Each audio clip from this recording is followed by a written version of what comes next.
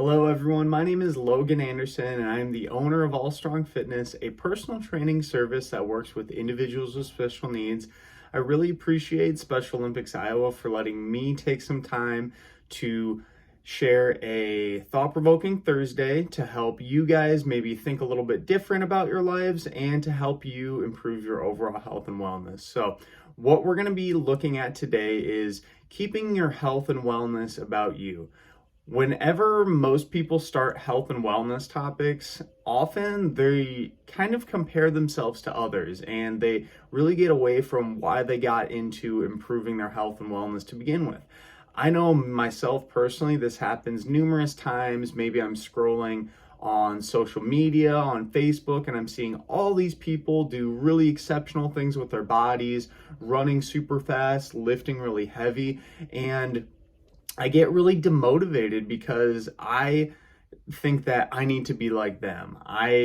All my hard work that I'm doing means nothing because they're doing more than me. And that's not really a good mindset to be in. So what we're going to look at is a few different reasons and potentially ways we can look at changing your mindset when it comes to thinking only about yourself when it comes to your health and wellness. So the first thing I think that's important to bring up is, why do we often compare our health and wellness to others to begin with? And I think the first thing is that we have a competitive nature. We want to be better than other people, and we just want to be a step up. We want to be the top. We want to be the pinnacle of success, and anything less than that, for some of us, we feel inadequate. When it comes to myself personally, I know another thing is that we are not satisfied with our current health and wellness. So whenever we're doing stuff in our daily lives, when it comes to maybe eating better, exercising more, we can see somebody that's doing that 7 days of working out a week. And, maybe I'm only doing 3, but I want to get to 7. There's no way, because that person's doing it and I'll never be able to. So that's another comparison and another reason of why people compare themselves. In addition to this, we often have unrealistic expectations for our own health and wellness. And this is probably the most common reason for comparing ourselves to others. When I first started into my health and wellness journey and started lifting, started running, started just exercising on a more consistent basis, I looked at people all the time on Instagram and Twitter, and it really set some unrealistic expectations for myself. These people have been lifting for so many years, and I really haven't. I've only been lifting for maybe 1 month, so it's not really a good expectation for myself to want to look like them or to want to lift like them, because they've had way more time in the game. And that is something that really, for most people, changing that framework of setting actual realistic expectations of this is what I can accomplish is super, super important when it comes to keeping your health and wellness goals about yourself. And the last thing that I put down for why do we compare ourselves is, we believe that having what others have will make us happy.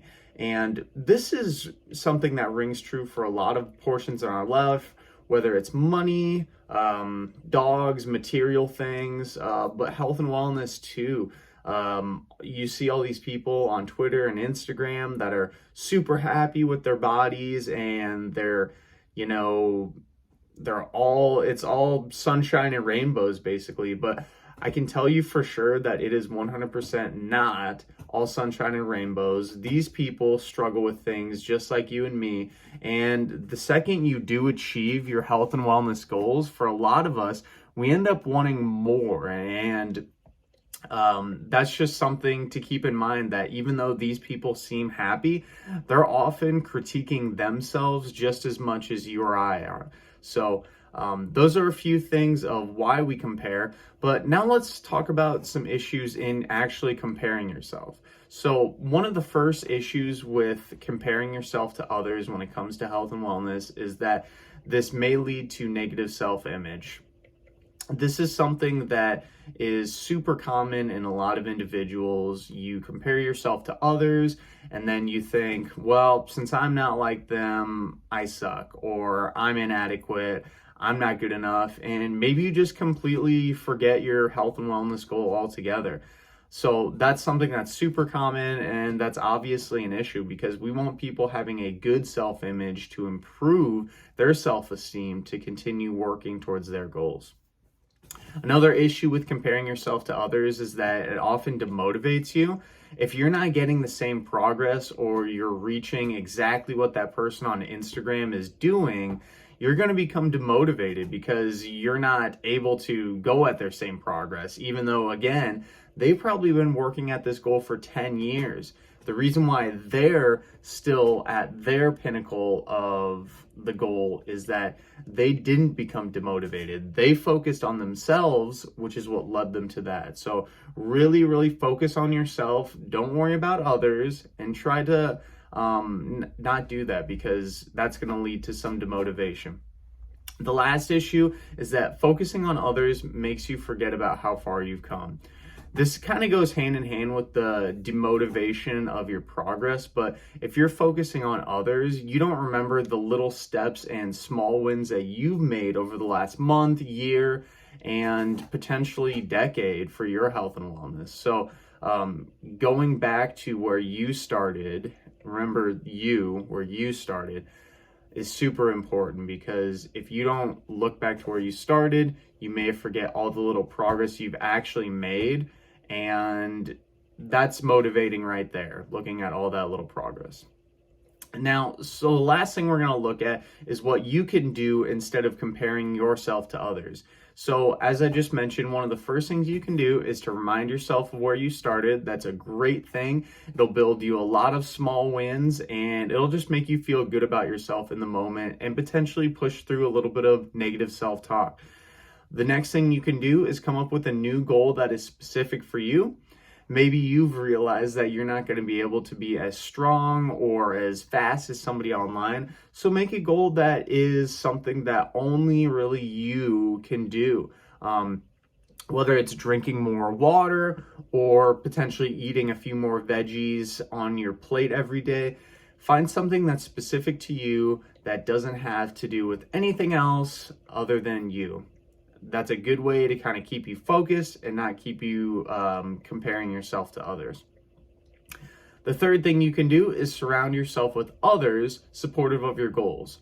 So this is something that is, I haven't had a lot of experience to do it with because I don't have a lot of social groups, but with you guys being competitive Special Olympics athletes, you have a lot of good social support that you can talk with each other about these goals and health and wellness things that you're doing. So a lot of you may have similar kind of health and wellness ideas of what you want to do. Surround yourself with those people, pep each other up, because it goes a long way in not only improving your quality of life and self-esteem when it comes to your goals, but it'll help with others as well.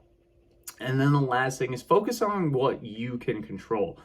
This is something that everybody struggles with, but you cannot do anything outside of your control, okay? So when it comes to we'll say improving your body weight, maybe you want to lose a little bit of weight, and somebody else looks way, way, way better than you.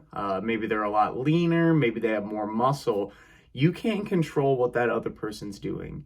They've done all the things right, obviously. Maybe they're genetically gifted and they're able to get that body easier than you or I can.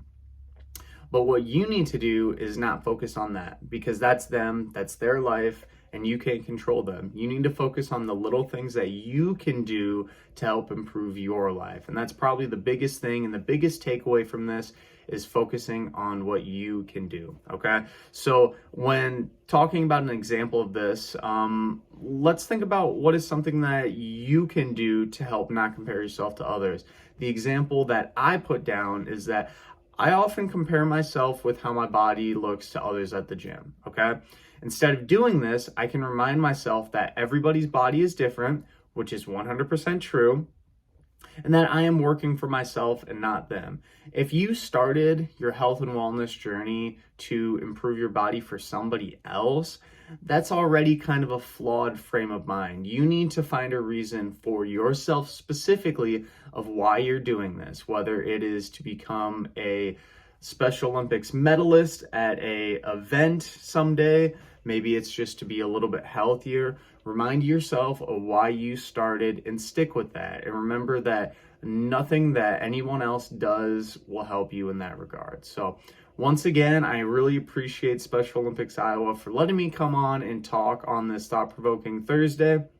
If you are interested in working with me as a personal training client, whether it's in person or through virtual Zoom or FaceTime meetings, feel free to reach out to All Strong Fitness LLC at gmail.com for more information. Otherwise, you can also visit my website at allstrongfitness.org. We provide personalized special training for individuals with special need, and will help you get to your health and wellness goals. So thanks again, and we'll see you next time. Bye.